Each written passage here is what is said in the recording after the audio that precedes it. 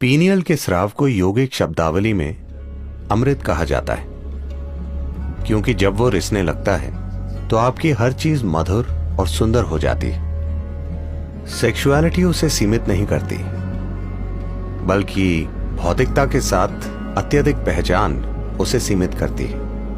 अगर आप उसे बहुत महत्वपूर्ण बना देते हैं तो आप विकृत दिमाग के हो जाएंगे।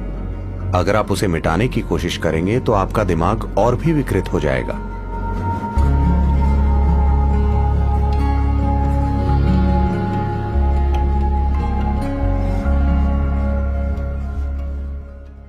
एक 92 साल का बूढ़ा आदमी फुल मेडिकल जांच के लिए अपने डॉक्टर के पास गया।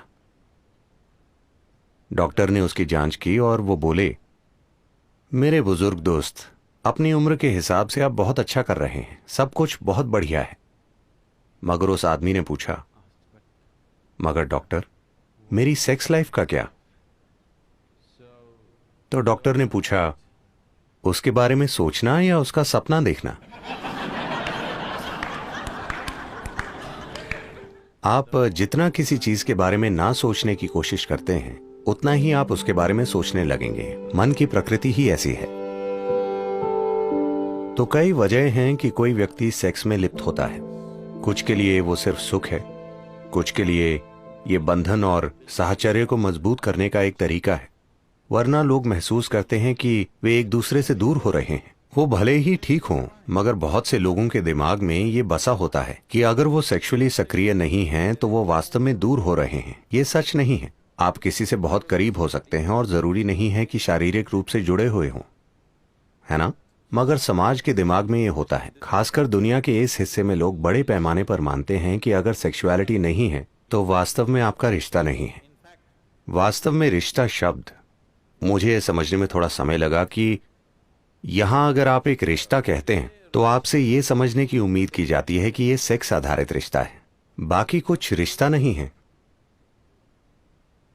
अगर मेरा आपके साथ बहुत मजबूत रिश्ता हो सकता है और आपके शरीर से मेरा कोई संबंध नहीं हो सकता, है ना? मैं किसी भी तरह आपके शरीर के प्रति आकर्षित ना होते हुए भी आपके साथ बहुत मजबूत रिश्ता रख सकता हूं। मगर उन सभी संभावनाओं को पूरी तरह नकार दिया गया है। एक रिश्ते का मतलब है कि आपको किसी रूप में शारीरिक तौर पर शामिल होना है। पुरुष स्त्री या पुरुष पुरुष, स्त्री स्त्री, जो भी आप चाहें। मुख्य रूप से ये शरीर पर आधारित है। किस तरह का शरीर, ये व्यक्तिगत पसंद है, मगर मुख्य रूप से ये शारीरिक आधार है। ऐसा इसलिए हुआ क्योंकि कहीं ना कहीं शरीर के साथ हमारी पहचान के सामान्य स्तरों के परे चली गई है। ये शरीर के साथ अत्यधिक पहचान है। इसलिए शरीर आधारित रिश्ते समाज के मूल बिंदु बन गए हैं। जो अपने भौतिक शरीर से बहुत जुड़ा है वो स्वाभाविक रूप से सेक्स से प्रेरित है, क्योंकि यही सर्वोच्च चीज है जो वो जानता है। ऐसे तरीके हैं जिनसे आप कुछ ऐसा पा सकते हैं जो इससे कहीं अधिक बड़ा है। एक बार आप इससे बेहतर कुछ चख लें, फिर मुझे आपको बताना नहीं पड़ेगा इसे छोड़ दो या उसे छोड़ दो, वो वैसे ही खत्म हो जाएगा, है ना? कुछ साधना के तरीके हैं जो सेक्सुअलिटी से अधिक तीव्र हैं, जो सेक्सुअलिटी से अधिक आनंदमय हैं। एक स्तर पर यदि आप इसे देखें, योग के सभी आयाम किसी न किसी तरह आखिरकार पीनियल को सक्रिय करने की कोशिश करते हैं, क्योंकि एक बार जब वो रिसने लगता है तो आपकी हर चीज मधुर और सुंदर हो जाती है। वो एक पूरा भीतरी सुख पैदा करता है जिससे सभी बाहरी सुख बच्चों की चीज की तरह लगने लगते हैं। यही वजह है कि योगी सिर्फ आंखें बंद करके बैठते हैं। इसलिए नहीं कि वो सुख के खिलाफ हैं, वो छोटे सुखों के खिलाफ हैं, बस यही है। तो शांभवी, इससे एक चीज जो होती है, ये पीनियल स्राव को बहुत हद तक उत्तेजित करती है, जिससे आप दिन भर एक तरह की मिठास में भीगे रहते हैं। यह आपको परम आनंद और आनंद की एक स्थिति में छोड़ देती है, क्योंकि पीनियल ग्लैंड सक्रिय होता है। यह आपके शरीर विज्ञान का एक पहलू है जो आपकी चेतना के काफी करीब है। बाकी शरीर विज्ञान गुजर बसर के बारे में है, मगर पीनियल ग्लैंड आपके शरीर विज्ञान का एक पहलू है जो भौतिक से परे जाने के बहुत बहुत करीब है। योगिक परंपरा में इस मिठास को अमृत या सुधा या जीवन अमृत कहा जाता है। अगर उसकी एक बूंद शरीर में आ जाए तो अचानक पूरा शरीर शीतल हो जाता है, पूरे सिस्टम में चिकनाई आ जाती है, वो आसानी से काम करता है, शरीर की हताशा चली जाती है, मन की हताशा चली जाती है। अमृत का अर्थ है कि आपने अपना सुख पा लिया है। अगर आप अपने अंदर बहुत आनंदित हैं तो आपने अपने अंदर अमृत पा लिया है। आप सुखदता की चरम अवस्था में हैं। अब लोगों के साथ होना उनसे सुख निचोड़ने के लिए नहीं है। लोगों के साथ होना बस उनके साथ होना है। अब आप वास्तव में प्रेम करने लायक हैं, वरना वो सिर्फ एक खुल जा सिमसिम वाली चाल है। मैं तुमसे प्रेम करता हूं का मतलब है कि चाहे आप पर विश्वास हो या नहीं, उस पल के लिए वो आप पर विश्वास करते हैं, क्योंकि उन्हें भी किसी चीज की जरूरत है, आपको भी किसी चीज की जरूरत है ना? ये जैसे आप जानते हैं अली बाबा और 40 चोर। खुल जा सिमसिम मतलब वो खुल जाता है। ये ऐसा ही है। मैं तुमसे प्रेम करता हूं मतलब कई चीजें खुल जाती हैं। अब ऐसा करते हुए मैं ये नहीं कह रहा कि ये सही या गलत है। लोग अपना जीवन ऐसे ही चलाते हैं, इसमें कुछ नहीं है। मगर ऐसा करते हुए आपके अंदर प्रेम की एक तीव्र भावना को जानने की संभावना नष्ट हो जाती है। आप लगातार ये देखते हैं, मैं इस व्यक्ति से क्या पा सकता हूं, मैं उस व्यक्ति से क्या निकाल सकता हूं। ये एक ठग का काम है। इसे प्रेम संबंध कहा जाता है, मगर यह ठगी का काम है। लेकिन अगर आप अपने आप में बहुत आनंदित होते हैं, जब आप लोगों के साथ होते हैं, तो यह आपका आनंद साझा करने की बात होती है। इसका मकसद है कि अगर वो इससे अछूते हैं तो किसी तरह उन्हें इससे छुएं, बजाय ये देखने के कि आप उनसे क्या निचोड़ सकते हैं। आपके जीवन की सारी बुनियाद बदल जाएगी।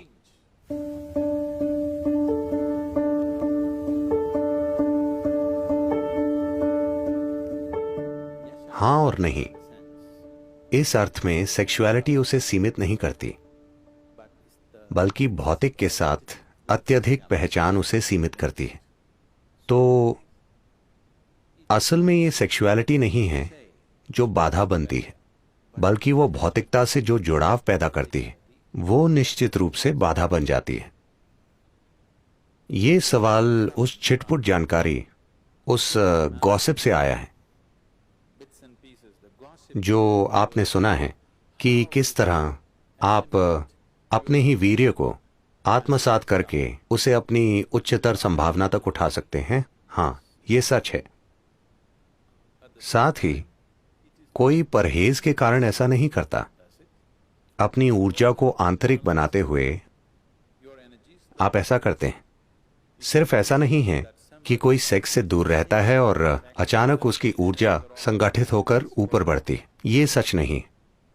अगर आपकी ऊर्जा संगठित होती है और बढ़ने लगती है तो सेक्सुअलिटी की जरूरत आपके लिए खत्म हो सकती है, मगर यह आपको अक्षम नहीं बनाती, यह आपको नपुंसक नहीं बना देती, मगर उसकी जरूरत खत्म हो जाती है। अब वो एक मजबूरी नहीं रह जाती। और सिर्फ यही चीज नहीं, सारी बाधाएं खत्म हो जाती हैं। मुख्य रूप से अधिकांश सेक्सुअलिटी जो धरती पर है वो एक तरह की मजबूरी के कारण है ना?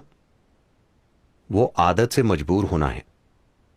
जब आप चेतन हो जाते हैं, जब सारी बाधाएं गायब हो जाती हैं, ये भी गायब हो जाती है, सिर्फ इसलिए क्योंकि लोग शरीर पर इतने केंद्रित हैं। वो हमेशा सोचते हैं आध्यात्मिकता बनाम सेक्सुअलिटी, इनका कोई संबंध नहीं है, वो आपस में जुड़े नहीं हैं। एक शरीर का है, दूसरा एक अलग आयाम है। ये सिर्फ इसलिए क्योंकि दुनिया के धर्म, नैतिक स्कूल और नीतिवाद स्कूल हमेशा उसके खिलाफ बोलते हैं। इसलिए ये लोगों के मन में इतना बड़ा मुद्दा हो गया है कि वो सोचते हैं कि परे के बारे में कुछ जानने का एकमात्र तरीका यह है कि आप इससे दूर रहें, क्योंकि कहीं ना कहीं आप एक इंसान की सरल बायोलॉजी को समझ नहीं पाते। ये एक त्रासदी है कि आप साधारण बायोलॉजी को स्वीकार नहीं कर सकते। आपको या तो उसका जश्न मनाना होता है या उसे नाली में फेंक देना होता है। दोनों जरूरी नहीं है। You can look at it for the limitation that it is and for the possibility that it is. आप उसकी सीमाओं को देख सकते हैं और उसकी संभावनाओं को देख सकते हैं। तो अगर सेक्स की अपवित्रता के कारण आपकी आध्यात्मिकता में बाधा पड़ रही है, तो मैं आपको बताना चाहता हूं कि आपका जन्म ही अपवित्र है। जब जन्म ही अपवित्र है तो आपके लिए संभावना कहां है? आपके लिए कोई संभावना नहीं है, सिर्फ अगर आप कहीं और से गिरते। Fell from somewhere else. अगर सारस आपको गिरा जाता तभी आपके आध्यात्मिक होने की कोई संभावना होती। अगर आपकी मां ने सामान्य रूप से जन्म दिया है तो आपके लिए कोई संभावना नहीं।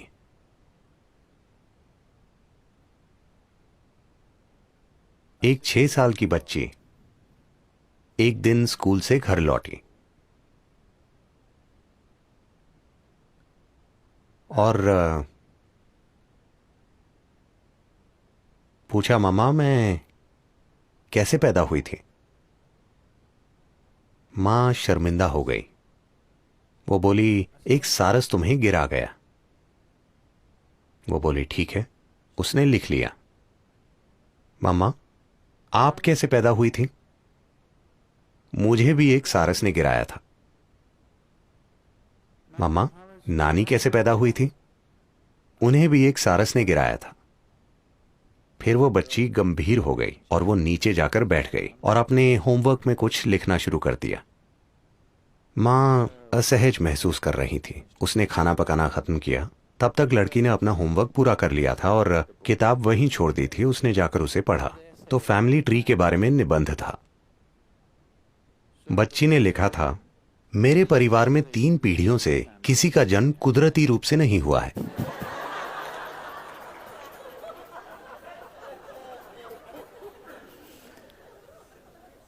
तो मूर्खतापूर्ण विचारों के कारण हम या तो किसी चीज को बढ़ा चढ़ाकर कहते हैं या अनावश्यक रूप से उसे दबाने की कोशिश करते हैं।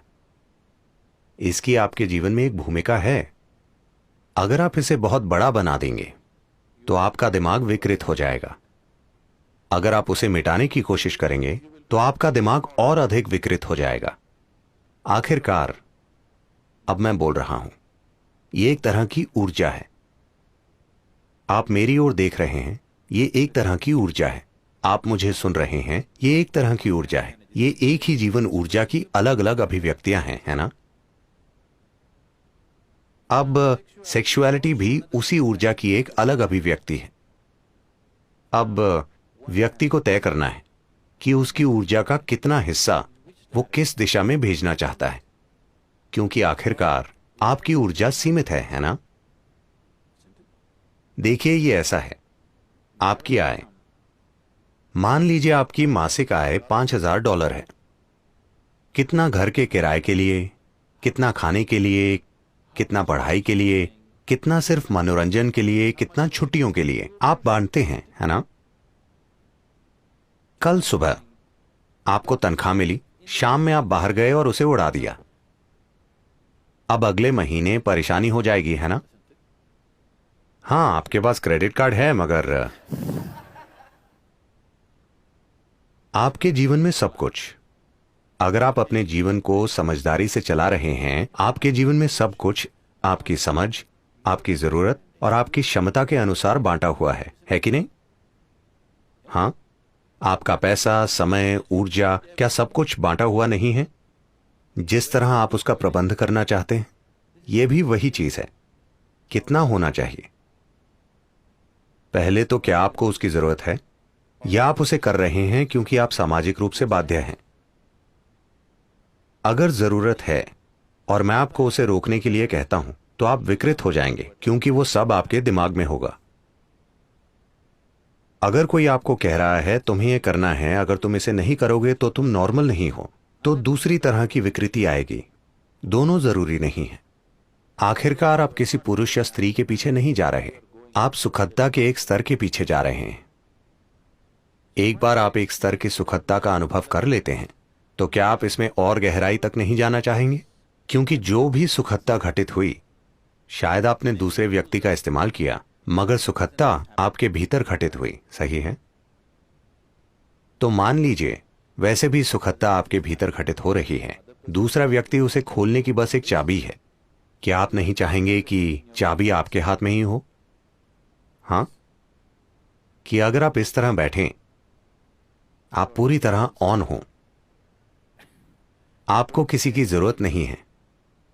नहीं, देखिए, कोई चीज आपके जीवन में, कोई चीज चाहे सुख के लिए हो, पैसे, प्रेम, ये वो, चाहे किसी भी चीज के लिए, जैसे ही आप दूसरे व्यक्ति पर निर्भर हो जाते हैं, इस धरती पर कोई भी वास्तव में भरोसे लायक नहीं है ना? मैं हर जगह से ये शिकायतें सुनता रहता हूं। कुछ लोग, आमतौर पर महिलाएं, शिकायत करती हैं कि उनके पति बहुत ही शरीर केंद्रित हैं। कुछ महिलाएं लगातार शिकायत करती हैं, वो मुझ पर उंगली भी नहीं उठाता। जो भी होता है वो एक समस्या है, क्योंकि वो कभी उस तरह नहीं होगा जैसे आप चाहते हैं। जब तक दूसरा व्यक्ति शामिल है, कुछ भी 100% आपकी मर्जी से नहीं होगा, है कि नहीं? हाँ या ना? वो कभी नहीं होगा। इससे फर्क नहीं पड़ता कि आप भगवान से शादी कर लें, फिर भी ऐसा नहीं होगा। जब तक आपके अस्तित्व का तरीका, सुख और खुशी की आपकी भावना दूसरे व्यक्ति पर निर्भर है, आपको हमेशा शिकायत रहेगी। कोई फर्क नहीं पड़ता कि दूसरा व्यक्ति कितना शानदार है। तो इस संदर्भ में लोगों ने ब्रह्मचार्य की बात की होगी, क्योंकि उन्होंने कहा थोड़ा विराम दो, क्योंकि किसी से सुख निकालने के लिए आपको कई चालें चलनी पड़ती हैं। वो आराम से नहीं हो जाता। इसे कोर्टिंग कहते हैं।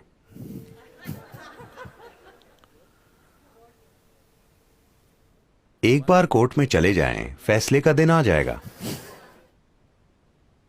उसमें काफी समय, प्रयास, ऊर्जा और तमाम दूसरी चीजें लगती हैं। निराशाएं, ईर्ष्याएं, समस्याएं, सब कुछ उससे जुड़ा होता है। तो किसी ने कहा, उन चीजों से थोड़ा दूर रहकर देखो कि क्या इसे आंतरिक रूप से पैदा किया जा सकता है, और फिर लोगों के साथ रहना आपके प्रेम के कारण अधिक होगा, आपकी जरूरत के कारण नहीं, जो निश्चित रूप से लोगों के साथ रहने का एक बेहतर तरीका है ना? यह निश्चित रूप से दूसरे इंसान को सम्मान देने का बेहतर तरीका है कि नहीं? इस पर थोड़ा ध्यान दीजिए। उस पर और उस पर और उस पर ध्यान देने के बजाय इस पर थोड़ा अधिक ध्यान दीजिए। जितना आनंद कोई दूसरा आपके लिए पैदा करेगा, यह उससे कहीं ज्यादा आनंद पैदा कर सकता है।